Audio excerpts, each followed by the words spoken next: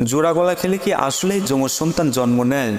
এছাড়াও অনেকে মনে করে থাকে গর্ভ অবস্থায় কোনো মায়ের জন্য ডিম খাওয়া উচিত নয়, না হলে সন্তানের চোখ কুসুমের মতো হলুদ বর্ণের হবে।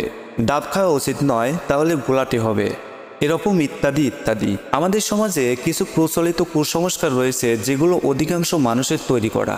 আবার কেউ কেউ মনে করে থাকে কোথাও রওনা দেওয়ার সময় পিছনের দিকে তাকাতে হয় না, খালি কলসি বা কেউ হাঁচি দিতে দেখলে অমঙ্গল হয়।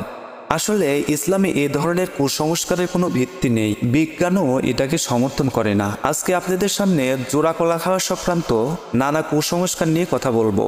অনেক গর্ভবতী মায়েরা গর্ভাবস্থায় জোড়া গলা খেতে ভয় পায়, আবার অনেকেই যমজ সন্তান নেওয়ার জন্য জোড়া কলা বা বেশি বেশি জোড়া ফল খেয়ে থাকেন। মনে রাখুন, এটা সম্পূর্ণরূপে অযৌক্তিক এবং কুসংস্কার।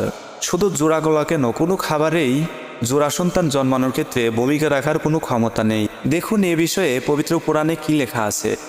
আকাশমণ্ডলী ও পৃথিবীর রাজত্ব একমাত্র আল্লাহর হাতে। তিনি যা ইচ্ছা সৃষ্টি করেন, যাকে ইচ্ছা কন্যা সন্তান এবং যাকে ইচ্ছা পুত্র সন্তান দান করেন, অথবা পুত্র কন্যা উভয় মিলিয়ে দান করেন।